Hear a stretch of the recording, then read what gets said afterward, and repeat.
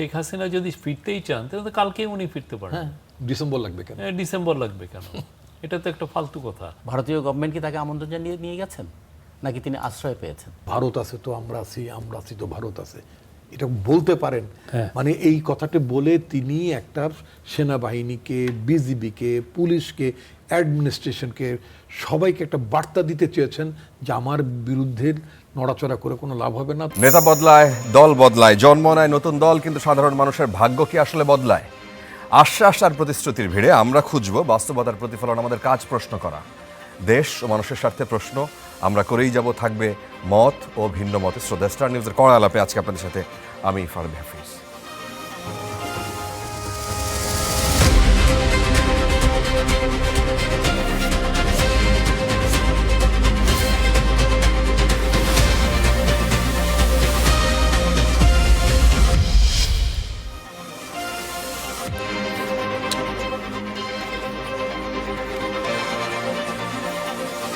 কড়া আলাপের আজকে সম্মানিত আমন্ত্রিত অতিথিবৃন্দের সাথে পরিচয় করিয়ে দিই। শুরুতে রয়েছেন ডক্টর আসাদুজ্জামান রিপন, তিনি ভাইস চেয়ারম্যান বিএনপি। রয়েছেন রাজিকুজ্জামান রতন, তিনি সহ সাধারণ সম্পাদক বাংলাদেশ সমাজতান্ত্রিক দল বাসদ। এবং রয়েছেন শফিকুল আলম, তিনি সম্পাদক দ্য ডেইলি ওয়াদা। আপনাদের তিনজনকে স্বাগত জানাচ্ছি। আমরা আলোচনা করতে চাই সাম্প্রতিককালে গত 2 দিন ধরে, বিশেষ করে সাবেক ভারতের রাজধানী নয়াদিল্লিতে সংবাদ সম্মেলনের অংশ নিয়ে বাংলাদেশের ক্ষমতাচ্যুত ও দণ্ডপ্রাপ্ত সাবেক প্রধানমন্ত্রী শেখ হাসিনা যা কিছু বলেছেন, এবং তার আশা এবং তার তাকে যেভাবে দেখা গেল সেটি নিয়ে বেশ আলোচনা রয়েছে এখানে। কেউ আলোচনা করছেন, কেউ সমালোচনা করছেন, পক্ষ বিপক্ষ সেই বিষয়টাও ভিজিবল হচ্ছে। শফিকুল আলম, আপনাকে দিয়ে শুরু করি। আপনি ফেসবুকে লিখেছেন যে আমি জানি কে নয়াদিল্লিতে গণহত্যাকারী হাসিনার বক্তব্যের বিষয়ে পররাষ্ট্র মন্ত্রণালয়ের বিবৃতি লিখেছে। এটা ছিল চমৎকার, শক্তিশালী ও জোরালো বিবৃতি। কে লিখেছে এই বিবৃতি? না, সেটা তো আর আমি যদি বলতে তো ফেসবুকেই বলতাম, বাট আমার মনে হচ্ছে এটা একটা ব্রিলিয়ান্ট একটা স্টেটমেন্ট। বাংলাদেশে এটা দরকার ছিল।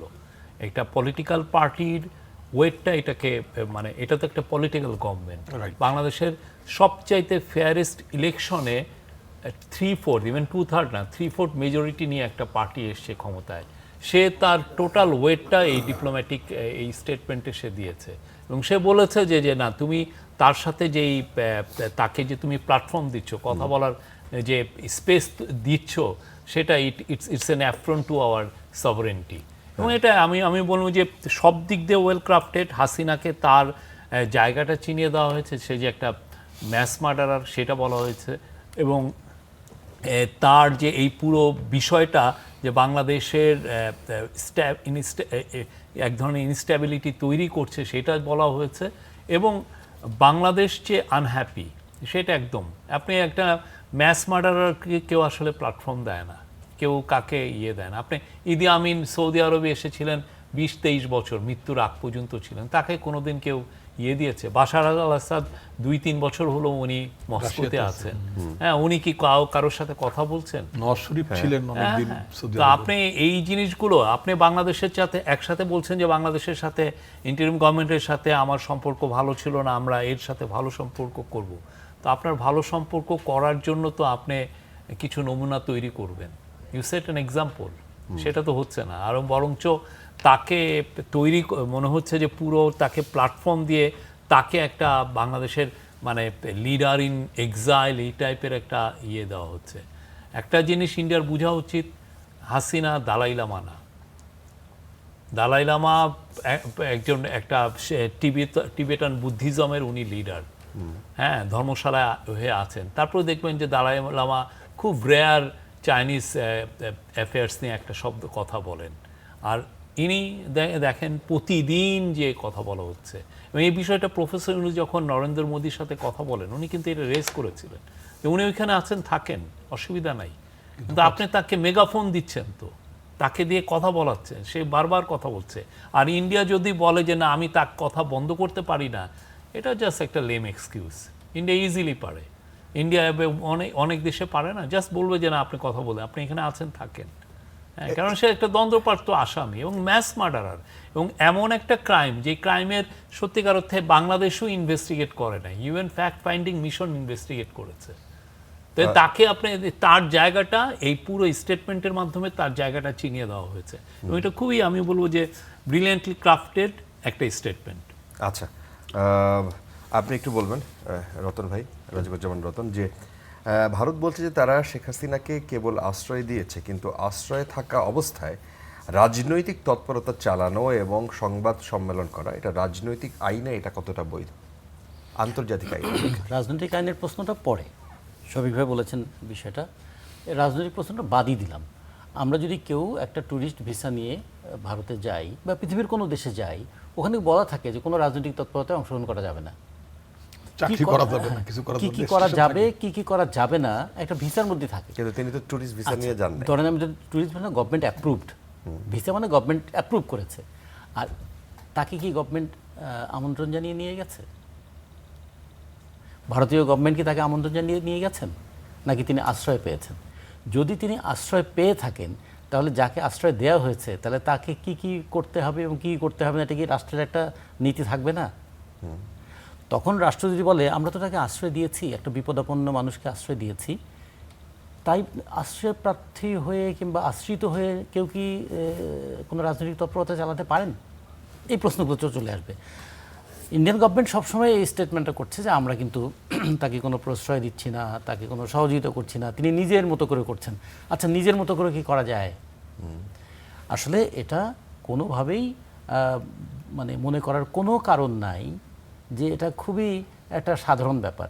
এটা বুঝতে হবে যে ভারত সরকার বাংলাদেশকে কিভাবে দেখবে এবং দেখতে গিয়ে তার বৈদেশিক নীতি কী হবে, তার বাণিজ্য নীতি কী হবে, এমনকি তার রাজনৈতিক এবং সামরিক পদক্ষেপগুলো কী হবে, সব কিছুকে আমাদের দেখতে হবে। সেই ক্ষেত্রে বাংলাদেশের উপর একটা রাজনৈতিক চাপ তৈরি করার জন্য এই ইস্যুটা কাজে লাগাবে। কিন্তু যেটা করবে যে ওটা তো একটা প্রাইভেট অর্গানাইজেশন করেছে। আচ্ছা, বাংলাদেশে অনেকেই আশ্রয় নিয়ে থাকে, কোনো প্রাইভেট অর্গানাইজেশন চাইলেই, আপনাদের তো একটা প্রাইভেট টিভি, এখানে এসে যে কেউ কি সাক্ষাৎকার দিতে পারবেন? আপনারা কি সেটা অ্যালো করবেন? আপনারা তখন মানে কিছু না বললেও তো আপনাদের তো নিজস্ব একটা নীতিমালা তো আছে যে আপনারা এটা করতে পারেন কিংবা এটা করতে পারেন না। সবসময় গভর্নমেন্ট দ্বারা ইনস্ট্রাক্টেড হয় না, কখনো কখনো সেলফ সেন্সরশিপও থাকে যে আমার এটা করা উচিত নয়, এটা বলা উচিত নয়, এভাবে চলা উচিত নয়। তো সেক্ষেত্রে যারা ওখানে তার ইয়েটা অ্যারেঞ্জমেন্ট করলেন, তারাও তাহলে কোন বিবেচনা করলেন? তারাও তো একটা হল ভাড়া নিয়েছিলেন, এবং তারা সেখানে তো অনলাইনে তিনি যখন কথা বলেছেন, তার মানে রাষ্ট্রের, এবং এটা অনেক আগে ডিক্লেয়ার করা, মানে এটা আকস্মিক হঠাৎ করে কোনো একটা ঘটনা ঘটেনি, তার মানে এটা একটা ওয়েল অ্যারেঞ্জ। কিন্তু এমনভাবে অ্যারেঞ্জমেন্টটা করেছে যাতে প্রত্যক্ষভাবে দায়ী করা না যায়। কিন্তু রাজনীতিতে সবসময় প্রত্যক্ষ দায়টাই দায় নয়, পরোক্ষভাবে কারা সহযোগিতা করেন সেটাও খুব গুরুত্বপূর্ণ। এবং এটাকে কেন্দ্র করে যে প্রতিক্রিয়াগুলো বাংলাদেশে হচ্ছে কিংবা যে প্রতিক্রিয়াগুলো ভারতে হচ্ছে, সবচেয়ে বড় কথা এমন একটা দিনে যে ঘটনাটা ঘটেছে, সেই দিন অভ্যুত্থানটা হয়েছিল, এবং আমাদের বাংলাদেশ একদিকে আন্দোলন আর অভ্যুত্থানের দেশ, এখানে বারবার আন্দোলন হয়, অভ্যুত্থানও হয়, এবং এ যাবৎকাল যতগুলো অভ্যুত্থান হয়েছে তার মধ্যে সবচেয়ে বেশি জীবনহানির ঘটনা ঘটেছে এই অভ্যুত্থানে। আমরা যদি একটা সাধারণ হিসাবে যদি দেখি, 69-এর অভ্যুত্থানে নাকি সব মিলিয়ে আইয়ুব সরকারের আমলে 61 জনের মৃত্যু হয়েছিল। এর সাথে 9.5 বছরের আন্দোলনে যেটাতে রিপন ভাইরা ছিলেন, তাদের পিছনে আমরাও ছিলাম, আমরা আলাদা সংগঠন করতাম, আমরা সমাজতান্ত্রিক ছাত্রফ্রন্ট করতাম, উনি জাতীয়তাবাদী ছাত্রদল করতেন। সেই আন্দোলনে 9 বছরে 250 জনের মতন মৃত্যু ঘটেছে, এবং আমরা জানি। আর এবার সরকারি হিসাবেই তো বলছে 844 জন, আর তারপরে ইউএনের হিসাবে আরও অনেক বেশি। তার মানে এত মৃত্যু, এত কিছুর পরেও একবারও তার সম্পর্কে কোনো বেদনা আছে, সে সম্পর্কে কোনো বক্তব্য কি আছে? তার মানে এই মৃত্যুর দায় তাহলে কেউ নেবে না। ফলে এগুলোও কিন্তু বাংলাদেশের জনগণকে ভাবিয়ে তোলে, প্রশ্নবিদ্ধ করে। এবং সবচেয়ে বড় বিষয়টা হলো যে দেশে তিনি চলে আসবেন, ভালো কথা, তাকে দেশে চলে আসলে আইনগতভাবেই তো তাকে আসতে হবে। তাহলে তার আগে তোকে এটা পরিষ্কার করতে হবে তিনি কি ওখানে আইনগতভাবে আছেন। আচ্ছা, তাহলে আইনিভাবে যদি প্রত্যার্পণ করতে হয়, তাহলে তো ভারতকে এটা স্বীকার করতে হবে তাকে তিনি আইনসম্মতভাবেই রেখেছেন। এরকম অনেক ধরনের জটিলতা ওখানে আছে। এই জটিলতাগুলো কেন যে ভারতের মতন এরকম একটা দেশ এটাকে পাকাচ্ছে, এটা কি শুধুমাত্র আমরা কল্পনাই ভাববো নাকি এর বাস্তব ভিত্তিগুলো আছে? বাস্তব ভিত্তিগুলো আছেই যে বাংলাদেশের রাজনীতির উপরে ভারতের যেটুকু কর্তৃত্ব করার প্রবণতা আছে বা ইচ্ছা আছে, সেই ইচ্ছা এবং প্রবণতাটার ব্যবহার করার ক্ষেত্রে এই ইস্যুটাকেও তারা কাজে লাগাচ্ছেন। আচ্ছা আচ্ছা, পরিষ্কার। আজকে ভারতের প্রতিক্রিয়া দেখলাম, আজকে পররাষ্ট্র মন্ত্রণালয়ের মুখপাত্র রণধীর জয়সওয়াল তিনি বলেছেন যে শেখ হাসিনার বক্তব্য ভারত অনুমোদন করে না। এই যে প্রতিক্রিয়াটা, এই প্রতিক্রিয়া নিয়ে কি বলবেন? ভারতের অনুমোদন করা বা না করার বিষয়টা না, এবং এটা তারা পাবলিকলি বলতেও পারে না, অফিসিয়ালি বলতেও পারে না যে তারা এটা অনুমোদন করে। সেটা উনি যেটা বলেছেন সেটা খুবই স্বাভাবিক, এই প্রতিক্রিয়া তার দেওয়ার কথা। কিন্তু আমার বক্তব্য হচ্ছে অন্য জায়গায়। ভারতীয় আইনে দণ্ডপ্রাপ্ত, ওয়ান্টেড, ভিন্ন রাজনৈতিক মতাবলম্বী বা ভিন্ন দর্শন অধিকারী, দেয়ার আর লট অফ পিপল, মানে আছে তো, দেশের বাইরে আছে তো, এরকম তো আছে। তাদের কেউ যদি, আমি এই প্রশ্নটা এইভাবে তুলতে যেতে, তাদের কেউ যদি বাংলাদেশ সরকারের কাছে আশ্রয় প্রার্থনা করতেন, ঠিক আছে, এবং বাংলাদেশে যদি ধরনের একটা আইন থাকতো, মানে একটা কনসেনসাস থাকতো যে কেউ বিপদাপন্ন, তার অস্তিত্ব বিপন্ন হয়ে যাওয়ার মতো অবস্থিতে ভারত যে অজুহাতটা দিচ্ছে, এবং মানে ভারতীয় আইনে এই ধরনের মানে তাকে কি বলে, মানে সমর্থন, মানে আশ্রয় দেওয়ার সুযোগ আছে, ওরকম যদি আমাদের দেশে থাকতো যে আমরা রাজনৈতিক আশ্রয় কাউকে দেব, এবং যদি বাংলাদেশ সরকার মনে করে যে তিনি সত্যি সত্যি তার জীবন বিপদাপন্ন, আমরা যদি ওই যে ক্যাটেগরির কথা বললাম যে ভারতীয় আইনে দণ্ডপ্রাপ্ত ওয়ান্টেড কোনো মানুষ, মানে তাদের দেশে তো সে আসামি, ভারতীয় দণ্ডপ্রাপ্ত বা যে ওয়ান্টেড থাকে সেটা মানে সেটা তো সে আসামি তো বটেই, এরকম কোনো লোক যদি, যেমন আমি যদি শিখদের মধ্যে যে একটা মুভমেন্ট আছে, তাদের মানে ভারতের বিরুদ্ধে অভিযোগও আছে যে ভারত তাদের মানে যারা অর্গানাইজার, তাদের অ্যাক্টিভিস্ট, তাদের কাউকে কাউকে মেরেছে। মার্কিন যুক্তরাষ্ট্রে তাদের এরকম একটা হত্যার অ্যাটেম্প ছিল এরকম কোন একজন মানে নেতার উপরে।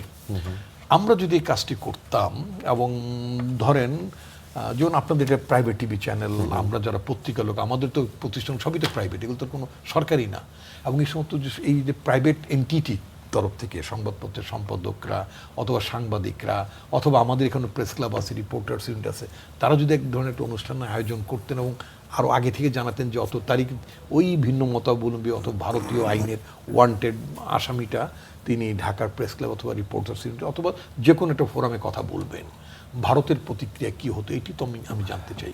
ভারত কি বাংলাদেশকে বলতো যে তুমি এটা করতে দিতে পারো না, তুমি যদি এটা করতে দাও তাহলে আমাদের দু দেশের মধ্যে সম্পর্কের হানি ঘটবে নাকি? তো এরকম উদ্বেগ তো আমারও আছে, কিন্তু ভারত দিয়েছে। ভারত যে অজুহাতটা বললো যে না বেসরকারি প্রতিষ্ঠান আয়োজন করেছে, তাদের উপর আমার কোনো কর্তৃত্ব নাই, কেন কর্তৃত্ব থাকবে না?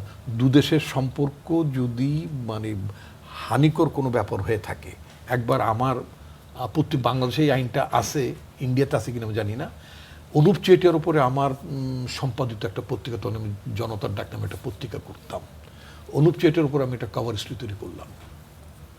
শেখ হাসিনা পাওয়ার আসার পরপর আমার পত্রিকাটি নিষিদ্ধ হলো এবং আমার বিরুদ্ধে একটা রাষ্ট্রদ্রোহ মামলার প্রক্রিয়া চালু হয়ে গেল। At that stage I had to leave the country, আমি দেশ ছেড়ে চলে গেলাম। শেখ হাসিনা পাওয়ার আসা তার কয়েক মাসের মাথা আমাকে চলে যেত, একেবারে এক কাপড়ে মানে চলে যেত পুরো পরিবারকে নিয়ে, বাসার দরজা খোলা রেখে, যদিও বাসায় আমার বোনকে রেখে, অ্যাজ ইফ আমাকে এমন একটা মানে এনভায়রনমেন্ট তৈরি করতে হয়েছে যে আমি পালাচ্ছি না, খুব স্বাভাবিক অবস্থার মধ্যে বাসা থেকে বাইরে যাচ্ছি। আমার বাসার বাড়িওয়ালা কেউই জানে না, বুঝতেও পারে নাই। তা আমি এই কথাটি বলতে চাই যে আমার বিরুদ্ধে অভিযোগ ছিল যে আমার এই লেখাটির কারণে দুদেশের বন্ধুত্বপূর্ণ সম্পর্কের, এটা বাংলাদেশ আইনের কথা বলছি, দুদেশের বন্ধুত্বপূর্ণ সম্পর্ক হানি হয়েছে। তো এখন শেখ হাসিনা যা বলছেন তাতে কি যদি আমি ধরে নিই যে ভারত বাংলাদেশের মধ্যে বন্ধুত্বের সম্পর্কে হানি হয়নি, তাই না? তাহলে ভারত গভর্নমেন্টকে অ্যালাউ করে, ভারত আমি এখন পর্যন্ত ঘেটে দেখি, তবে আমি নিশ্চিত এই আইনটি ভারতেও আছে। দুদেশের কোনো তাদের কোনো অর্থাৎ পারস্পরিক সম্পর্কের ভিত্তিতে কোনো দেশের সম্পর্ক যদি হানিকর কোনো অ্যাক্টিভিটি থাকে, তারা তাদের নাগরিকের উপর তার ব্যবস্থা নিতে পারেন, যেমনটি বাংলাদেশের তৎকালীন সরকার আমার বিরুদ্ধে নেয়ার উদ্যোগ নিয়েছিলেন, তাই না? তো এটা ভারতের এই এক্সকিউজ, এই এক্সপ্লানেশন অ্যাট অল অ্যাকসেপ্টেবল না।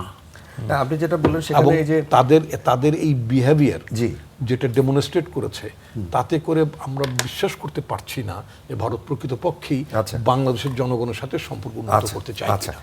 এইখানে শফিকুল আলম, আপনি এই বিষয়টা নিয়ে বলবেন কিনা যে সরকার চায় শেখ হাসিনাকে ফেরাতে এবং শেখ হাসিনাও চায় ফিরতে, মানে সংকটটা কোথায়? শেখ হাসিনা আসলেও ফিরতে চান কিনা সেটাই সংকট। শেখ হাসিনা যদি ফিরতেই চান তাহলে তো কালকেই উনি ফিরতে পারেন। ডিসেম্বর লাগবে কেন? ডিসেম্বর লাগবে কেন? এটা তো একটা ফালতু কথা যে আমার ডিসেম্বরে আমি আসবো। কালকে আসেন না, এসে আপনি যদি আপনার সেই সৎ সাহস যদি থাকে, এসে আপনি ফেস করেন, ফেস করেন, বাংলাদেশের কোর্টকে ফেস করেন। আপনার যদি ওই সৎ সাহস থাকে, আপনি আসেন, ফেস করেন। ওই সৎ সাহস তো তার নাই, সে ওইটা ডিসেম্বরে আমি আসবো, এগুলো হচ্ছে মানে সারা জীবন সে এই ধরনের কাজ করে এসছে। আর আমি বলি না যে সে একটা ভিতর ডিম টাইপের লোক, ঠিক না? এতদিন 15 বছর সে ক্ষমতায় আঁকড়িয়ে ছিল, because she was surrounded by bunch of কিলাররা তার হয়ে এক্সিকিউশনারের রোল প্লে করছে। তারপরে যখন দেখছে যে না তার জীবন বিপন্ন, সে ফার্স্ট ব্যাকডোর দিয়ে চলে গেছে, তার আগে তো তার আত্মীয়স্বজনকে পালিয়ে দিয়েছে। এবং আপনি দেখেন খুবই ওয়েল ক্যালকুলেটেড। তার তাপস বলেন, বলেন, দ্য শেখ ক্লান, যারা বাংলাদেশে ধরেন ব্যাংকগুলো একটা সবগুলোকে চিবিয়ে খাওয়ার মূল কারিগর কিন্তু ওরা। আপনি যদি কোনো ব্যাংকের ওই সময় যদি ব্যাংকের টপ এক্সিকিউটিভদের ডেকে এনে সাক্ষাৎকার নেন, তারা বলবে যে কীভাবে শেখ জুয়েল, শেখ হেলাল কীভাবে তাদেরকে ফোন দিয়ে এই লোনগুলো দেওয়া হতো, তাদেরকে সে দিয়েছে।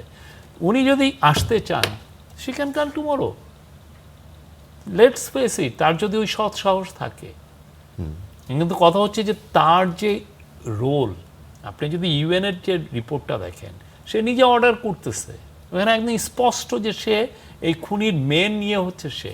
এবং আগে একটা সিস্টেম ছিল, আগে যারা তার দোসর ছিল হাসিনার, নিউজ মিডিয়াতে বলেন বা অন্য জায়গায়, তারা বলতো যে না উনি ভালো আছেন, বাকি সব খারাপ।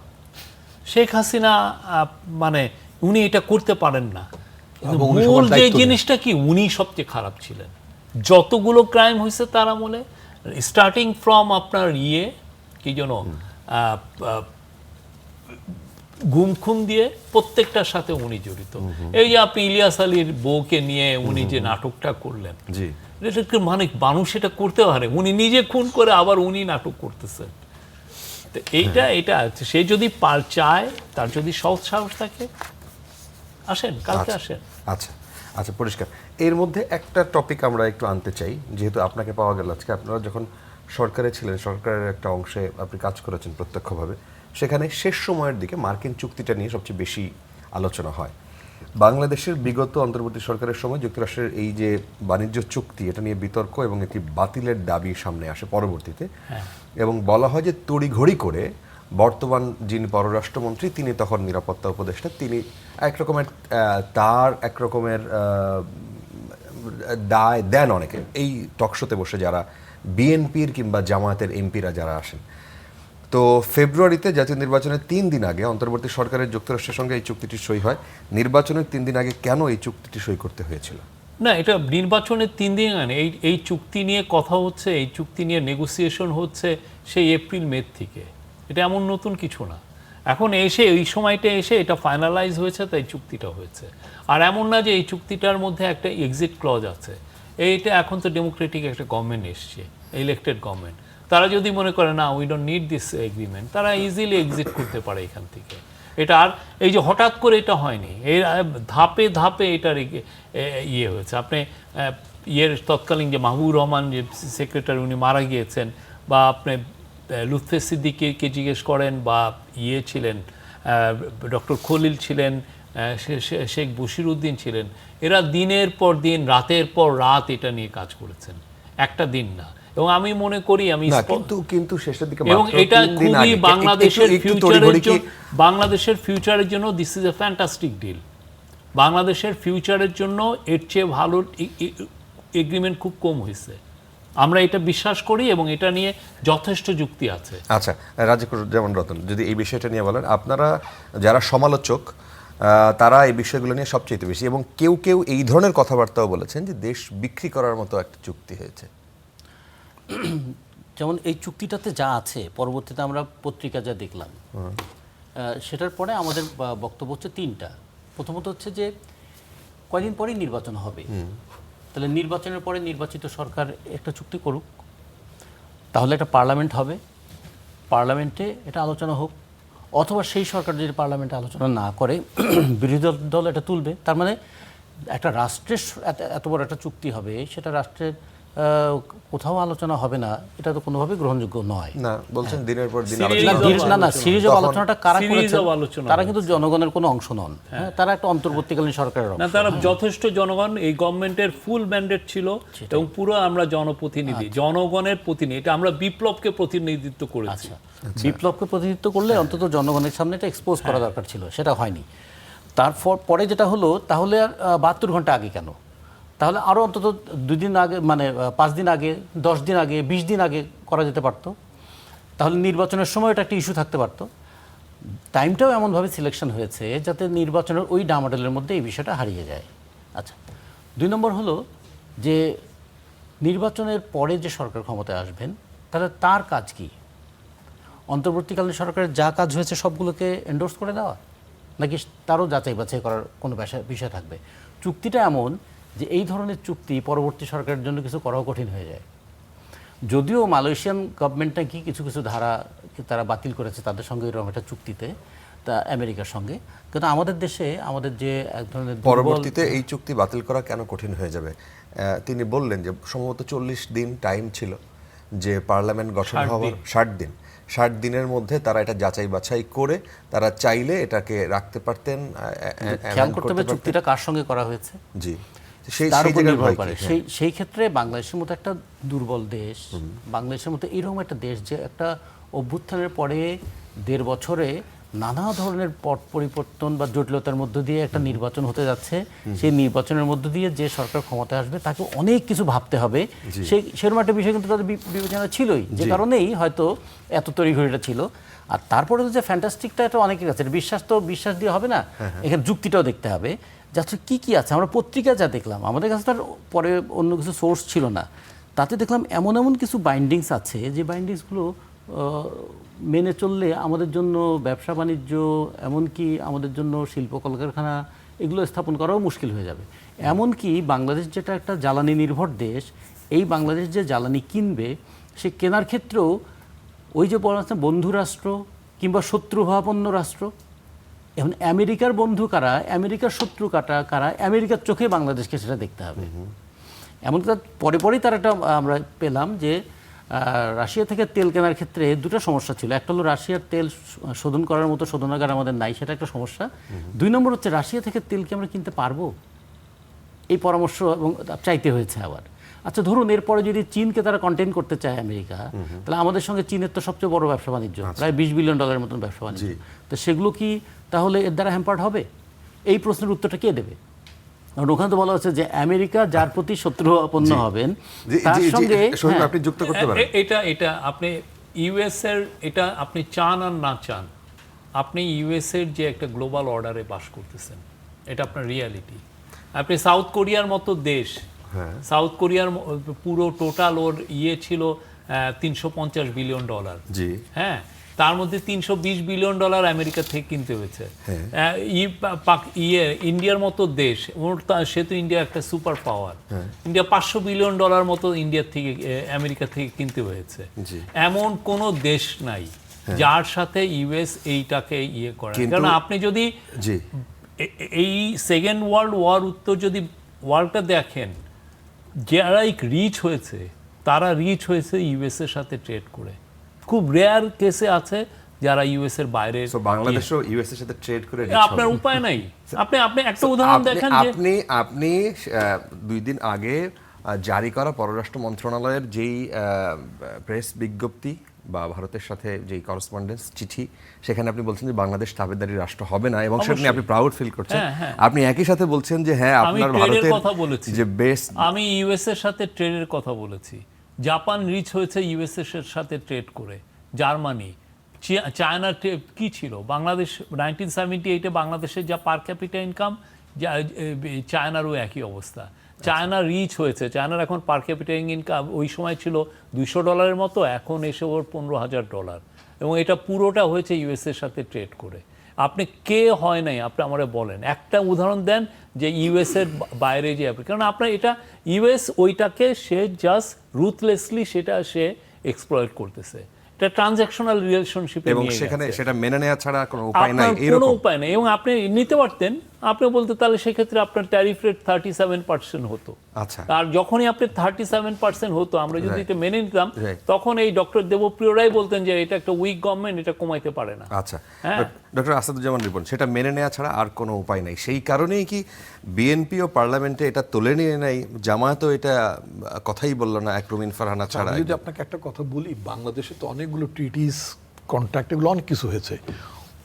কটা বাংলাদেশের পার্লামেন্টে এই যে ইনসেপশন অফ দ্য মানে কনস্টিটিউশনাল গভর্নমেন্ট ফ্রম 1973 থেকে এই পর্যন্ত, মাঝখানে তো ইন্টারভেনশন আছে, অন্য আছে, বাট সংসদ তো মানে সংসদের কাঠামো বা এগুলো তো ছিল। কটা চুক্তি আনফর্চুনেটলি, বাট আমি বলছি না যে হয়নি বলে যে করা যাবে না তা বলিনি, কিন্তু ডিসকাস হয়েছে, জি, হয়নি। That's the reality in fact. না। এবং ভেরি ইন্টারেস্টিং, বিরোধী দল যে আলোচনাগুলো করেছে তারা কখনো কখনো ভাষা আলোচনা করেছে, they did not go into detail, তারা যায় নাই সেখানে, গভীরে যায়নি, যাওয়ার যে সুযোগ নাই তাও না, ছিল অ্যাক্সেস তো করতেই পারি, আমি কেন করতে পারবো না? না, বাট সংসদে এত সিলি বিষয় নিয়ে আলোচনা হয়েছে, সেই জায়গায় কিন্তু- এরকম একটা না, এরকম গুরুত্বপূর্ণ একটা বিষয় বিষয়, এটা ইগনোর, মানে না, এটা না, কি আমি বিরোধী আমি- দল এবং সরকারি দল দুই দলই একই লাইনে হাঁটছে বলে না, তারা এটা আলোচনা আমি আনে সেটাও নাই? বলছি না, হাঁটা বা বসে থাকার বিষয়টা বলছি না। আমি বলছি বাংলাদেশের সংসদীয় গণতন্ত্রে বা সংসদীয় রাজনীতি, যেটি যে ভাষায় বলেন না কেন, সেখানে কিন্তু এই প্র্যাকটিসটা আমরা দেখিনি। আচ্ছা, এটা গেল এক। 2 নম্বর হচ্ছে যে আমি ভেরি মাচ শফিক ভাইয়ের সাথে আমি একমত, সেটা হচ্ছে যে বাংলাদেশের অল্টারনেটিভটা কি ছিল। আমাদের পক্ষে মানে সত্যি কি আমি 37% ট্যারিফ দিয়ে আমি কি ট্রেড করতে পারতাম? আমার যেখানে আমার বড় ইকোনমিক ব্যাকবোন, একটা মেজর জিনিস হচ্ছে আমার RMG, export two United states, single country হিসেবে, সেই ক্ষেত্রে যদি আমার গার্মেন্টসের উপরে যদি 37% শুল্ক যদি বসে যেত, তাহলে আমার গার্মেন্টসের প্রতিযোগিতার সক্ষমতা, কম্পিটিটিভনেসটা এটা থাকতো না, গেল এক। 2 নম্বর, আমার অনেকগুলো ফ্যাক্টরি ক্লোজ হয়ে যেত, আমার অনেকগুলো মানুষ মানে বেকার হয়ে যেত, দেশে একটা অর্থনৈতিক মানে বিপর্যয়ের মতন পরিস্থিতি হতে পারতো, আনরেস্ট হতে পারতো। তো এই যে রিয়ালিটি, এই রিয়ালিটিতে তো আমাকে মানতে হবে। আমি তো রিয়ালিটির বাইরে যেতে পারছি না। এবং রাজ্জাকুজ্জামান রতন যেটা বলছেন, কান্ট্রি লাইক বাংলাদেশ, আমি তো মালয়েশিয়ার নিজের অনেক রিসোর্স আছে, সে তার অনেক সক্ষমতা, অর্থনৈতিক সক্ষমতার কথা বলছি। আমার অর্থনৈতিক সক্ষমতা কি? আমার তো এক্সপোর্ট বাস্কেটে আসি মাত্র একটা গার্মেন্টস। আমি তো মানে এটা ডাইভার্সিফাইড করতেও পারিনি এই পর্যন্ত, টোটালি ভেরি ফ্র্যাঙ্কলি। আর একটা লুটেরা শক্তি একটা দেশের মানে 50-55 বছর মধ্যে অলমোস্ট মোর দেন 1/4 টাইম এমন একটা গোষ্ঠী, একটা লুটেরা গোষ্ঠী বাংলাদেশে ক্ষমতা, এটা আমি তো এটা ফ্যাসিস্ট গভর্নমেন্ট বলে, ইনফ্যাক্ট আমি এদেরকে সঙ্গে মাফিয়া গভর্নমেন্ট বলি। একটা মাফিয়া গভর্নমেন্ট যখন, একটা ফ্যাসিস্ট গভর্নমেন্টেরও তো দেশপ্রেম থাকে। হিটলারের কি দেশপ্রেম ছিল না? সে জার্মানকে কম ভালোবাসতো? জার্মানের টাকা পাচার করে কি সে ইংল্যান্ডে কখনো পাঠিয়েছে? মানে তার 70 দেশে পাঠিয়েছে। জার্মান এদের সাথে একটা ঐতিহাসিক দ্বন্দ্ব আছে, তাই না? আচ্ছা, আমি যদি ইটালির মুসোলিনির কথা যদি বলি, ইটালির মুসোলিনি ফ্যাসিস্ট ছিলেন, কিন্তু তিনি তার নিজের দেশের সাথে বিট্রে করেছেন। হয়তো জনগণের মানে গণতান্ত্রিক অধিকারকে স্বীকার করেননি, মানে সরু শাসন ভিত্তিতে ক্ষমতায় টিকে থাকতে চেয়েছেন। কিন্তু উই হ্যাড কি একটা মাফিয়া গভর্নমেন্ট। এই মাফিয়া গভর্নমেন্ট মানুষের কথা ভাবেনি, দেশের কথা ভাবেনি, লুটপাট করেছে, বাংলাদেশের ব্যাংকগুলোকে শেষ করে দিয়ে গেছে। চুরির টাকার কিস্তি শোধ করতে করতে, চুরির টাকার কিস্তি মানে অর্থাৎ শেখ হাসিনার গভর্নমেন্ট চুরি করলো, তার লোকজন চুরি করলো, এক একজনের 600-650 ফ্ল্যাটের খবর আমরা দুবাইতে পাই, লন্ডনে পাই, তাদের মন্ত্রীদের, এই যে ভূমি মন্ত্রী ছিল ইত্যাদি, এদের সবার পাওয়া যায়। সামিট গ্রুপের লুটপাটের কথা, ওদের ছবি, ওই ফ্ল্যাটগুলোর ছবি তুলে নিয়ে আসা, রাইট। এবং আপনি যদি আপনার এই যে একটা ডিভোর্স সেটেলমেন্টের জন্য $1 মিলিয়ন কেস হয়, মানে আমি আই এম টকিং অ্যাবাউট সজীব জয়, শেখ হাসিনার ছেলে, একটা ডিভোর্স সেটেলমেন্টের জন্য $1 মিলিয়ন, এই $1 মিলিয়ন কোথায় পেলেন তিনি? এটা কি তার মানে চাকরি থেকে পাওয়া? আচ্ছা। এই বাংলাদেশ থেকে যে টাকাগুলো সাইফন করে নিয়ে গেছে, সেই জন্য তো আমাদেরকে, এবং 1 টাকার মাল 4 টাকায় মানে কিনেছে বা মানে কাগজে কলমে দিয়েছে, এই চুরির টাকার কিস্তি অন্তর্বর্তীকালীন সরকারকেও দিতে হয়েছে, জি। এবং আমাদেরকে এখন আচ্ছা। পারপেচুয়ালি দিতে আচ্ছা, হচ্ছে। জি। এমনি একটি ক্রুড রিয়েলিটি, আচ্ছা, একবার কঠিন একটা রিয়েলিটি। একটা মানে নতুন- মানে মানে আপনিও একমত যে বাংলাদেশের সামনে আসলে এরকম কোনো বিকল্প ছিল না। Alternative ছিল না। আমি আচ্ছা, রাজীবুজ্জামান রাজীবুজ্জামান রতনের রতন, কথা বলি না, আমি আপনি এই বিষয়টা রাজীবুজ্জামান বলবেন যে রতনের সাথে আপনারা আমি এটাকে একমত যে- একপক্ষীয় বলেন, এটাকে আপনারা অসম বলেন এই চুক্তি, কিন্তু কি বিকল্প ছিল? আপনারা কি সেই রূপরেখা দেন যে বাংলাদেশের সামনে এই রূপরেখা ছিল, তাদেরকে অ্যাভয়েড করে এই দিকে বাংলাদেশ যেতে পারত? দুটো জিনিস ছিল। একটা হলো গণ অভ্যুত্থান একটা জনগণের আকাঙ্ক্ষার তীব্র রূপ প্রকাশ করেছিল, ফলে আমাদের গভর্নমেন্ট বলতে পারতো যে আমাদের জনগণ জানতে চায়, বুঝতে চায়। আগের সরকার মাফিয়া বলছেন আপনারা, আগের সরকারকে আপনারা অটোক্রেটিক বলছেন, সব কিছু বলছেন, তারা যেভাবে করেছে পরের সরকার এভাবে করবে না, ফলে আমরা একটু জনগণের সামনেও এই জিনিসটা উপস্থাপন করতে চাই, এই ডেমোক্রেটিক চর্চাটা হতে পারতো। জি। 2, রিয়েলিটির কথা যদি বলি, আমেরিকার সঙ্গে আমাদের গার্মেন্টস এক্সপোর্ট কত? $6 বিলিয়ন। বাংলাদেশের টোটাল গার্মেন্টস, বাংলাদেশের টোটাল হচ্ছে $8 বিলিয়ন। তার মধ্যে তো বাংলাদেশ আবার কিছু আমদানি টামদানিও করে। তো এখন প্লাস্টিক পণ্য রপ্তানি করে, কৃষিজাত পণ্য রপ্তানি করে। এখন যদি ধরি যে ভারতের সঙ্গে তো আমাদের $14 বিলিয়ন ব্যবসা, চীনের সঙ্গে তো আমাদের $20 বিলিয়ন ব্যবসা। তাই রিয়েলিটি যদি মানতে হয় তাহলে তো ভারতের তো এমনকি এই যে কাঁচামরিচ যখন 100 টাকা হলো, 400 টাকা হলো, তখন তো ভোমরা বন্দর দিয়ে 100 টন কাঁচামরিচও নিয়ে আসলাম।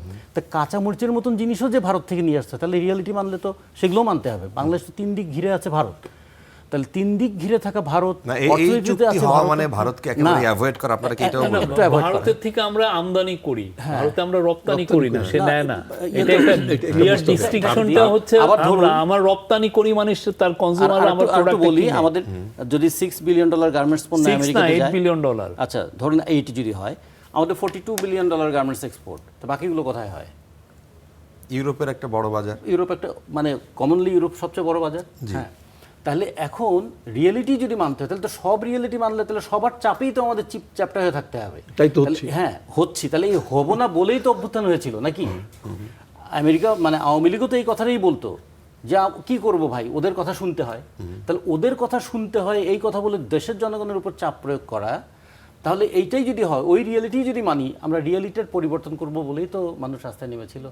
তো ফলে তাহলে ভেনেজুয়েলার মাদুরোর মতো ফলে- চলে যেতে হবে। হ্যাঁ, এইটা তাহলে হচ্ছে মুসলিমের কথা উদাহরণ দিলেন আপনি, হিটলারের কথা। হিটলার তো আত্মহত্যা করতে বাধ্য হয়েছে, মুসলিম তো মরে গিয়েছে। তাহলে ওই রকম একটা সরকার দেখাতো যে সে মরে যাচ্ছে কিন্তু কখনো সে চাপের মধ্যে দাঁড়াচ্ছে না। Alternative- তাইলে না একটা alternative-টা কি? তাইলে না ন্যাশনাল ইন্টিগ্রিটিটার প্রশ্নটা আসতো। আমরা এত গর্ব করে বলি আমরা মুক্তিযুদ্ধের পরের দল, আমরা এত গর্ব করে বলি যে আমরা দেশ রক্ত দিয়ে স্বাধীন করেছি, রক্ত দিয়ে গণঅভ্যুত্থান করেছি, রক্ত দিয়ে গণঅভ্যুত্থান করেছি। ওনারা জনগণ যখন সেখানে নামছেন, চান যে বাংলাদেশে লাখ লাখ লোক জব হারা হোক, লাখ লাখ লোক এমনিতেও বাংলাদেশের job হারা গার্মেন্টস হয়েছে। আচ্ছা, এই ফ্যাক্টরিগুলো সরকার পরিবর্তনের পরে বন্ধ করে দিক, এটা আমরা চাই না। আমার মুখের কথা আপনি কেড়ে নিয়েন না। তা আমরা ধরেন আমরা তো এটা চাই না, কারণ এই যে এখন কলকারখানাগুলো বন্ধ হয়েছে, কার জন্য বন্ধ হয়েছে, কি কারণে বন্ধ হয়েছে? হ্যাঁ, সেখানে কি এই চুক্তি না, এই চুক্তি না, এগুলো কি আমাদের চাওয়ার জন্য বন্ধ হয়েছে, নাকি এটা বিশ্ব পরিস্থিতি বলি বা গভর্নমেন্টের পলিসি বলি, অথবা এমন কিছু পরিস্থিতি আছে যেটা আসলে আমাদের উপায় ছিল না? এখন কেউ টাকা দেশের বাইরে পাচার করে দিয়েছেন, ব্যাংক খালি হয়ে গেছে, 7টা ব্যাংক বসে গেছে। তো এটা কি আমাদের চাওয়ার জন্য হয়েছে না লুটপাটকারীদের জন্য হয়েছে? তা আমাদের তো প্রশ্ন হচ্ছে ওই লুটপাটকারীকে ধরো, কিন্তু লুটপাটকারীকে ধরবো না, দেশীয় লুটপাটকারীও ধরবো না, আর বিদেশ থেকে যারা লুটপাট করবেন তাদের জন্য আমি তাদের চাপে কথা বলবো না। তাহলে কি দাঁড়াবে? এটা তো লুটপাটেরই স্বর্গরাজ্য ওই হয়ে থাকবে। লুটপাটকারীদের ধরার জন্য যে প্রক্রিয়ায় সরকার আছে সেটা কি আপনারা দৃশ্যমান হচ্ছে না, তাহলে দৃশ্যমান এবং হচ্ছে? হবেও না। কারণ এর পরে হবে কি, আমেরিকান চাপেই আবার বলবো যে আসলে আমেরিকান চাপে তো কিছু করা যাচ্ছে না, ভারতের চাপে তো কিছু করা যাচ্ছে না, আমরা তো চাপেই পিষ্ট হতে থাকবো। যে কারণে বলছে একটা এই অভ্যুত্থান একটা জাগরণ ঘটিয়ে দিয়েছিল। এই জাগরণটার একটা পলিটিক্যাল দিক ছিল, এর সঙ্গে ইকোনমিক দিকটা কিভাবে যুক্ত হতে পারে একটা সরকারের, সেইটা দেখা দরকার। যে অর্থনীতি সবসময় তো ইমোশন দিয়ে চলে না, কিন্তু অর্থনীতির একটা মোশন থাকে, ইকোনমিক্সের একটা মোশন থাকে, সেই মোশনটা যেন রিলেটেড উইথ ইমোশন, এটা যেন থাকে। যেমন ধরুন ছোট ছোট দেশ, অনেক দেশই আছে, তারাও কিন্তু কোনো কোনো ক্ষেত্রে কিছু ভূমিকা পালন করে। ছোট্ট একটা দেশ যদি বলি, শ্রীলঙ্কাই অর্থনীতি তো আমাদের চেয়েও ছোট।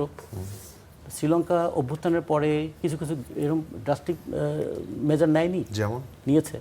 যেমন এই যে বন্দর নিয়ে যে ধরনের চুক্তিগুলো ছিল, কৃষি নিয়ে যে সমস্ত চুক্তিগুলো ছিল, সেগুলো থেকে সরে দাঁড়ায়নি। না, ড্রাস্টিক্যাল এরকম চায়নার থেকে একেবারে বিচ্ছিন্ন হয়ে না, গেছে এরকম বিচ্ছিন্ন হয়ে যায় নাই, কিন্তু বিচ্ছিন্ন হয়ে যায় না, কিন্তু পদক্ষেপ তো নিয়েছে। স্টেপিং গুলো তো দেখতে হবে আমাদের। স্টেপিং গুলোর ফলাফল তো শ্রীলঙ্কা পেলো, যে 1.5-2 বছরের মধ্যে দেউলিয়া হয়ে যাওয়া ব্যাংক বলি সেগুলোকে তারা আবার সোজা করতে পারলো। কিন্তু আমরা তো 1.5 বছর কেন 2 বছরেও তো এখনো ব্যাংকগুলোকে সেরকম সোজা করতে পারছি না। কেন পারছি না? এই সংকটের মধ্য দিয়েও ডলারের দাম মোটামুটি স্থিতিশীল গত 2 বছরে। না, সেই ডলারের দাম এতখানি কমানো হয়েছে। শ্রীলঙ্কার কারেন্সি ডলার এগেইনস্টে 350 টাকা হয়েছে। যে দেশ স্টেবল, পাকিস্তান তো স্টেবল, তাদের অবস্থা না, পাকিস্তান কখনোই স্টেবল ছিল না। পাকিস্তানকে সাইফনিং করে স্টেবল রাখা হয়েছে। পাকিস্তানের অভ্যন্তরে যে ঘটনাগুলো ঘটছে, এখন যে সমস্ত খবর আমরা পাচ্ছি তার কতটুকু সত্যতা আছে আমরা জানি না, কিন্তু তারপরেও যেগুলো খবর পাচ্ছি সে বেলুচিস্তানে যে ঘটনাগুলো ঘটছে, সব মিলিয়ে পাকিস্তানেও যে খুব ভালো স্টেবল, পাকিস্তানের ইকোনমি যে আগেও খুব ভালো ছিল তাও না, কিন্তু পাকিস্তানের যে মিলিটারি পাওয়ার, যে মিলিটারি ইন্ডাস্ট্রিয়াল কমপ্লেক্স পাকিস্তানকে যেভাবে তার গ্রিপে রেখেছে, এর কারণে পাকিস্তান তো আরেক ধরনের একটা রাষ্ট্র হিসেবে আরেক সংকটের মধ্যে দিয়ে তাদের যাইতেই হবে। শফিকুল আলম, এই বিষয়টা বলবেন যে ভারতের সাথে যদি অল্টারনেটিভ হিসেবে, মানে ভারতকে এইভাবে ইগনোর করার কোনো সুযোগ কি বাংলাদেশের আছে কিনা? এই যে বললেন যে কাঁচামরিচ, বন্যা হয়েছে, পেঁয়াজ, কাঁচামরিচ, আপনার এই যে রসুন, এগুলো আদা, আমাদের তাদের উপর নির্ভর করতে হয় অনেক। না, আমরা তো মাগনা কিনতে পাচ্ছি না ওইখান থেকে। এমনকি আমি কি মাগনা নিয়ে আসতেছি নাকি? আমরা তাদেরকে টাকা দিয়ে নিয়ে আসছি। ও যদি না দিত আমি শ্রীলঙ্কায় যেতাম। আমি এক সময় ও যখন আমাদেরকে পেঁয়াজ দেয় নাই, আমরা তার্কি ইজিপ্ট থেকে পেঁয়াজ আনি নাই। তো এটা তো ইটস এ ট্রেড অফ। আমি তো তার কাছে পাচ্ছি বিকজ সে একটা তার যেটা সাপ্লাইয়ের যেটা এক্সেস সেটা আমাকে দিতে পারতেছে। এই আর আমরা তো ইন্ডিয়ার সাথে অবশ্যই ভালো সম্পর্ক চাই। আমাদের তরফ থেকে কি এমন কি কাজ করা হয়েছে যেটার জন্য ইন্ডিয়ার আসলে মন খারাপ, হাসিনা ক্ষমতায় নাই, এটাই হলো মেন সমস্যা। আমরা ইন্ডিয়ার সাথে একটা ন্যায্যতাপূর্ণ, মর্যাদাপূর্ণ একটা সম্পর্ক চাই। এই ইউএস আর মেক্সিকোর মধ্যে সম্পর্ক আছে না? ইউএস কি মেক্সিকোর উপর কি চাপিয়ে দিচ্ছে? না, এই যে ঘটনা, এই যে প্রেস কনফারেন্স, তার পরে আপনি দেখেছেন হয়তো যে ভারতের সাথে একটা সিরিজ হওয়ার কথা বাংলাদেশে। প্রেস কনফারেন্স ঠিক না, তার সেটাও মোটামুটি ঝুলে গেছে বলা হচ্ছে এখনো, মানে তারপরে সেখানে ওই ব্রিক্স সম্মেলন, সেখানে প্রধানমন্ত্রী যাওয়ার কথা। না, ব্রিক্স সম্মেলনে আমি নিজে আপনাকে কনফার্ম করতে পারি, ব্রিক্স সম্মেলনে ওনাকে বাংলাদেশের প্রাইম মিনিস্টার হিসেবে ইনভাইট করা হয়নি। ওনাকে ইনভাইট করা হয়েছে ব্রিক্সের চেয়ারম্যান হিসেবে, বিমস্টেকের চেয়ারম্যান হিসেবে। আর বিমস্টেকের চেয়ারম্যান হিসেবে উনি যদি ওইখানে যান, তাহলে কিন্তু ওইখানে উনি বাংলাদেশকে রিপ্রেজেন্ট করবেন না, উনি করবেন বিমস্টেককে। আর বিমস্টেকেরকে আপনি ওইখানে যদি রিপ্রেজেন্ট করতে হয়, তাহলে বিমস্টেকের সমস্ত মেম্বারকে বলতে হবে যে আমি যাচ্ছি এখানে, তোমরা কি বলো, কি কি ইস্যু নিয়ে আলাপ করব। এটার জন্য একটা প্রস্তুতি লাগে। আর একটা বড় জিনিস হচ্ছে যে আপনি বাংলাদেশের যদি ইন্টারেস্টের কথা উনি না বলতে পারেন, আসলে ওনার ওইখানে যে লাভটা কি, ঠিক না? আর বিমস্টেক কি টাইপের সংগঠন? বিমস্টেক হচ্ছে একটা ইন্ডিয়া লেড অর্গানাইজেশন। ইন্ডিয়া সার্কটাকে ফাংশনাল ইন্ডিয়ার কারণেই মূলত হয়নি, এবং এটা যখন হয়নি তারা এই যে এই একটা বিমস্টেকটা সামনে এইটাকে ব্যাক করছে। তো উনি এইটা আমি জানি না উনি ডিসিশন কি নেবেন, বাট উনি কি যদি সেভাবে সিরিয়াস হতো তাহলে তো ওনারা বলতেন যে বাংলাদেশের প্রাইম মিনিস্টারকে আমরা ইনভাইট করছি, উনি জাস্ট 4-5 মাস হলো, 5 মাস হলো, 6 মাস হলো উনি ক্ষমতায় এসছেন। উনি বাংলাদেশ ইন্ডিয়া তার লার্জেস্ট নেইবার, আসেন। আর উনি তো একটা বললাম তো খুব বড় একটা ম্যান্ডেট নিয়ে এসছেন। আচ্ছা, বাংলাদেশের ইতিহাসের ওয়ান অফ দ্য ফেয়ারেস্ট ইলেকশনে ওনার পার্টি 2/3 মেজরিটির উপরে পেয়ে এসছে, অ্যাবসোলুট মেজরিটি পেয়ে এসছে। আচ্ছা, ডক্টর আসাদুজ্জামান রিপন, আপনি যদি এই বিষয়টা নিয়ে বলেন যে ভারত বাংলাদেশের যে দ্বিপাক্ষিক সম্পর্ক, সেখানে সেই জায়গায় কোন কোন ফ্যাক্টরগুলো একটা চ্যালেঞ্জের মুখে ফেলে দিচ্ছে কিনা, এবং আসলে কোন দিকে যাচ্ছে এবং ভবিষ্যৎ কি? ভবিষ্যৎ হচ্ছে, আমি আপনার শেষ প্রশ্ন দিয়ে কথাটা বলতে চাই, ভবিষ্যৎ হচ্ছে ভারতকে বাংলাদেশের সাথে, বাংলাদেশের জনগণের সাথে বন্ধুত্বের সম্পর্কটি আবার নতুন করে ঝালাই করতে হবে। এটা শুধুই মাত্র শেখ হাসিনা সেন্ট্রিক রিলেশন যদি হয়, যেন শেখ হাসিনা আছে তো সম্পর্ক থাকবে, যেমন আওয়ামী লীগের সেক্রেটারি ওবায়দুল কাদের বলতেন, মানে কত বাজে ব্যাপারটা। স্বাধীন দেশ, একটা sovereign country, ruling party, the then ruling পার্টির জেনারেল সেক্রেটারি বলতে পারেন যে ভারত আছে তো আমরা আছি, আমরা আছি তো ভারত আছে। এটা বলতে পারেন? হ্যাঁ। মানে এই কথাটা বলে তিনি একটা সেনাবাহিনীকে, বিজিবিকে, পুলিশকে, অ্যাডমিনিস্ট্রেশনকে, সবাইকে একটা বার্তা দিতে চেয়েছেন যে আমার বিরুদ্ধে নড়াচড়া করে কোনো লাভ হবে না, তোমরা ছাত্রদের সাথে বা বিরোধী দলের আন্দোলনকে সমর্থন দিয়ে কোনো লাভ হবে না, বিকজ পেছনে ভারতের মতো একটা মাইটি ফোর্স আমার পেছনে আছে, তোমরা আমাকে টলাতে পারবে না। বাট এটা তো প্রমাণ হয়ে গেছে, এই দেশের জনগণ তো প্রমাণ করেছে যে মাইটি ফোর্স ক্যানট কিপ এনিওয়ান যদি জনগণ তাকে সাপোর্ট না করে। এটা তো অলরেডি প্রুভড। ভারতকে যেটা করতে হবে সেটা হচ্ছে যেটা হাসিনাকে নিয়ে, যেটা শৈব একটা চমৎকার কথা বলছে, মন খারাপ করার কোনো কারণ নেই। হাসিনা কখনই, এই দেশের জনগণ হাসিনাকে কখনো গ্রহণ করবে না। আর যে পালিয়ে যায় মানে তার রাজনীতি আর ফেরত আসার সুযোগ থাকে না। মানে রাজনীতি মানে কখনো জনগণ তার কাছে গ্রহণ করে না, কারণ আপনি তো পালিয়ে গেছেন। একজন যিনি রিয়েল লিডার, তাহলে যারা উচ্ছ্বাস প্রকাশ করছে যে যারা- তিনি যখন যারা রিয়েল লিডার, তিনি কোনো যখন রিয়েল লিডার কখনো পালায় না। লাইভে ফেসবুকে কথা বলছিলেন তখন এত মানুষ দেখছিলেন, তারা এটা বলে যারা এটাকে গ্লোরিফাই বা এটাকে বড় করার কথা বলছে, এটা তাদের করতে হবে। এটা যদি তারা যদি না করে, আপনি দেখবেন, খেয়াল করবেন, শেখ হাসিনাকে আমি যতদূর বিরোধী দলের একজন কর্মী হিসেবে যতদূর তাকে জেনেছি, বোঝার চেষ্টা করেছি, কাউকে তো বুঝতেও তো হয়, তাই না? তো এইটা উনি কিন্তু চেহারা না দেখে থাকা লোক না। জি, এত উনি মানে মিডিয়া প্রোন মানুষ, উনি চেহারাটা দেখালেন না। কেন দেখালেন না? এটা তো উনি এখন কোন কন্ডিশনে আছেন আই এম নট শিওর। যেটা দেখাবার মতো, আমি একবার শুনেছিলাম, আমি জানি না ঘটনা সত্য কিনা, ভারতের সুচিত্রা সেন বলে একজন নায়িকা ছিলেন আমাদের মানে যুবক বেলায়, চিনি। মানে কৈশোর উত্তীর্ণ মানে যুবক বেলায় আমরা তার ছবি দেখতে খুব পছন্দ করতাম। শুনেছি নাকি যে সুচিত্রা সেনের কথা শুনেছি যে সুচিত্রা সেন নাকি পাবলিক অ্যাপিয়ারেন্স তিনি করতেন না, ফেস করতেন না, জনসমক্ষে আসতেন না। তো কেন জনসমক্ষে আসতেন না? উনি মানে নায়িকা ছিলেন, কোনো সাবেক নায়িকা মানুষের সামনে আসে না, মানে আসেন। আচ্ছা, সাবেক হয়ে যাওয়ার পরে আর আসতেন না? সাবেক হয়ে যাবেন মানে অর্থাৎ উনি একটা পর্যায়ে তিনি আর আসেননি। আচ্ছা, মানে সেটা এমন না যে মানে তার খুব বৃদ্ধ বয়সে, তা না, উনি আসেননি, দীর্ঘদিন উনি আসতেন না। আচ্ছা। এখন আমি জানি না এটা কি সুচিত্রা সিনড্রোম কিনা, I don't know exactly what happened to her, যে উনিও কেন আসছেন না। এই ঘটনা তারপর ওনার এই বক্তব্যগুলো কি রিয়েলি, এটা অনেকে বলেন কনফারেন্স, আমি এটা ঠিক কনফারেন্স হিসেবে আমি একটু ট্রিট করতে চাই না, বিকজ সি ডিডন্ট টেক মানে কি কোশ্চেন্স, তাই না? উনি অনেকের কোশ্চেন নেননি। তো এটা এক্স্যাক্টলি এটা কি হয়েছে, মানে এটা একটা জানান দেওয়া যে শেখ হাসিনা আছেন এক, এবং 5 তারিখে এই দেশের জনগণ, সংগ্রামী জনগণ মানুষের সাথে তিনি রীতিমতো তিনি এটাকে ভীষণভাবে তিনি এই দেশের জনগণকে আবার অপমান করেছেন। আচ্ছা, এবং ওই যে মানে এটাকে আপনি তো বোধহয় বললেন না যে এই যে এতগুলো মানুষ মারা গেল, 135টা শিশু মারা গেল, আমি নিজে পার্সোনালি, এটা আমার পার্টির মানে কোনো নির্দেশনা ছিল না, আমি পার্সোনালি আমি নিজে চক্ষু হাসপাতালে গিয়ে প্রায় 41 জনের সাথে আমি নিজে ইন্টারাক্ট করেছি। কারোর 2 চোখ নাই, কারোর 1 চোখ ছিল না, যন্ত্রণায় কাতরাচ্ছে এত মানুষ। পঙ্গু হাসপাতালে আমি গিয়েছি, এত খারাপ অবস্থা। এটা কেউ তো করেছে নাকি? এটা তো কেউ তো করেছে, মানে কেউ বলতে সেটা পুলিশ করুক, সেটা কেউ না কেউ করেছে।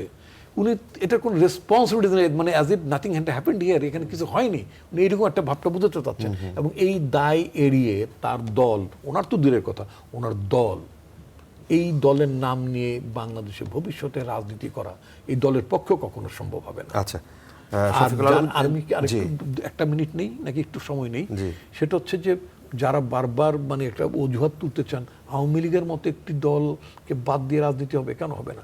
মুসলিম লীগকে বাদ দিয়ে বাংলাদেশের রাজনীতি হয়নি?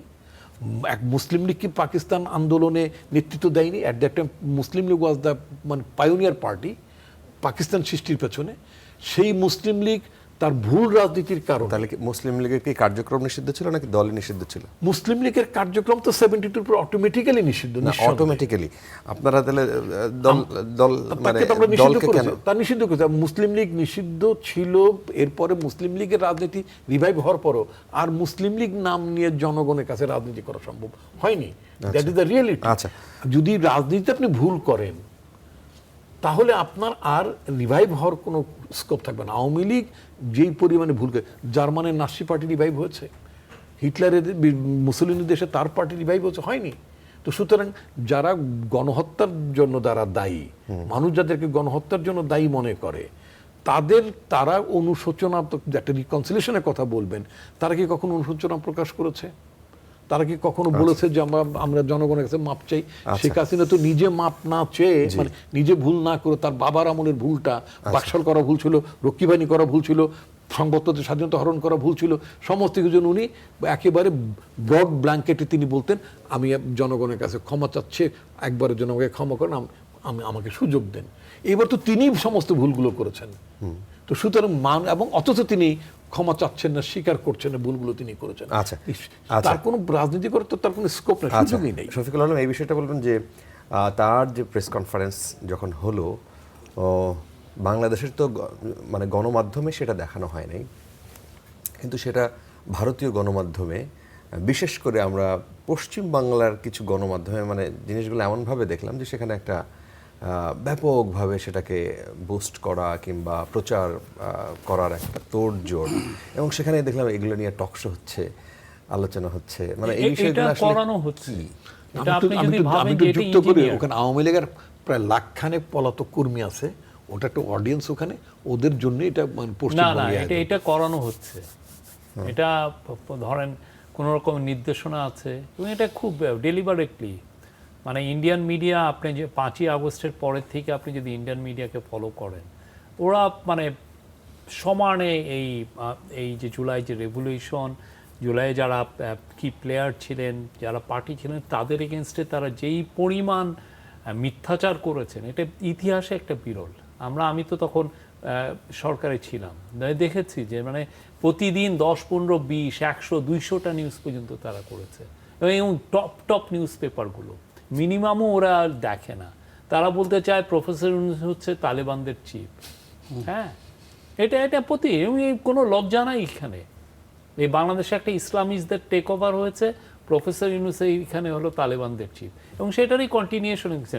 আপনি যদি প্রত্যেকটা নিউজ পড়েন, ওই নিউজের মধ্যে বাংলাদেশের প্রাক্তন প্রাইম মিনিস্টার এইভাবে লেখে, কোথাও লেখে না দণ্ডপাত্র, এবং কোথাও সে যে কী ক্রাইমগুলো করেছে আপনি যদি একটা রেফারেন্স পান, জুলাইয়ে কি হত্যাকাণ্ড করেছে, তার আগে ব্যাংকগুলোকে কিভাবে উনি রবারি করেছেন, ডাকাতি করেছেন, এবং যে গুম খুনের যে রাজনীতি উনি 16 বছর ধরে করেছেন, যে আপনি আয়নাঘর তৈরি করা, হাজার হাজার লোককে গুম করা, হাজার হাজার লোককে এক্সট্রা জুডিশিয়াল মার্ডার করা, কই আপনি একটা শব্দ দেখবেন না ইন্ডিয়ান পত্রিকাগুলোতে।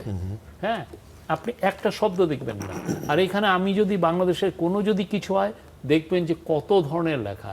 এটা হচ্ছে কি, এটা হলো ইনফরমেশন, আপনি ইনফো ওয়ারের মধ্যে আছেন, আপনি এটা একটা টুল হিসাবে ব্যবহার করছেন। এটা ইন্ডিয়ার এরা খুব ভালো মতো করে, এবং এটা কিছু অনেক আগে বিবিসি এটা নিয়ে একটা রিপোর্টও করেছিল, হাউ দে ডু ইট। আচ্ছা, হ্যাঁ, আচ্ছা, যারা এই যে ধরেন যে সেদিন প্রেস কনফারেন্স প্রচারের ক্ষেত্রে এক ধরনের কথাবার্তা হলো, আপনি যেহেতু প্রেসের মানুষ, সাংবাদিকতাই করেছেন এবং আগে সরকারের অন্তর্বর্তী সরকারের সময় এই দায়িত্বেই ছিলেন, এই বিষয়টাকে আপনি কিভাবে দেখেন? যারা এই বিষয়টা সমালোচনা করেন যে আওয়ামী লীগের সময় তারেক রহমান যখন দণ্ডপ্রাপ্ত, তাদের কোর্ট যখন তাকে দণ্ড দেয়, সেই ঘোষণা এবং তার যত সব প্রেস কনফারেন্স বা তার বক্তব্য এই দেশে চালাতে দেওয়া হয় নাই মিডিয়াতে। এখন ঠিক একই রকমভাবে যদি তার ক্ষেত্রেও এটা ঘটানো হয়ে থাকে, তাহলে সেটাও কি মানে একই রকম কার্যক্রম হয়ে যাচ্ছে কিনা? কোনো একই রকম হচ্ছে না, সে তো ম্যাস মার্ডারার। আপনি তারেক রহমানের সাথে তারা এই মানে পুরো জিনিসটার এক ধরনের তুলনা করাই তো ঠিক না।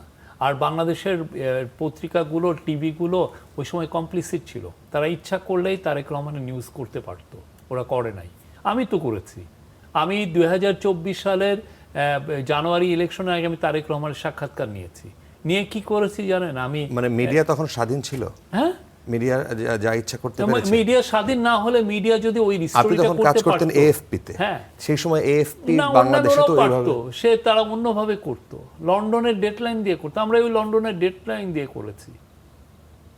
আচ্ছা, আপনি বলতে হচ্ছে আপনি করবেন না, কারণ আপনি এখানে কমপ্লিসিট। কেন আপনি পূর্বাচলে প্লট পেয়েছেন, আপনি ব্যাংক ডাকাতির সাথে জড়িত, সাংবাদিকরা ব্যাংক ডাকাতির সাথে জড়িত ছিল না, অনেক ব্যাংকের মালিকও আছে। হ্যাঁ, তো তারা এগুলোর সাথে জড়িত, মানে ওরা তো একটা পুরো ইকোনমির চিবিয়ে খাওয়ার জন্য একটা ইন্ডাস্ট্রিয়াল কমপ্লেক্স তৈরি করে ফেলেছিল, সেটার সাথে সাংবাদিকরাও ভালোভাবে জড়িত ছিল। আচ্ছা, এখন এসে স্বাধীন আমাদের কিছু কিছু এই দোসর মিডিয়ারাই মানে শেখ হাসিনা যখন একটা প্রেস কনফারেন্স করে খুব ফুলিয়ে ফাঁপিয়ে দেয়, এবং ওইখানে দেখবেন ওই ব্যাকগ্রাউন্ড ইন্ডিয়ান পত্রিকাগুলো যেভাবে তাকে ট্রিট করে সেই ট্রিটমেন্টটা দিতে চাচ্ছে।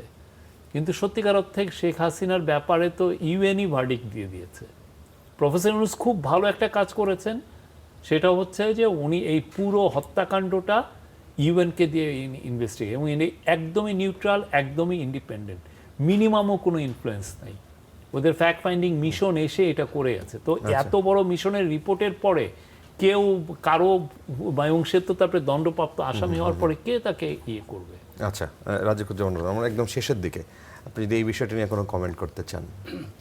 ভারত বাংলাদেশকে নিয়ে কিভাবে ভাবে এটা দেখতে হবে অর্থনৈতিক দিক থেকে, সাংস্কৃতিক দিক থেকে এবং ভূ রাজনৈতিক দিক থেকে।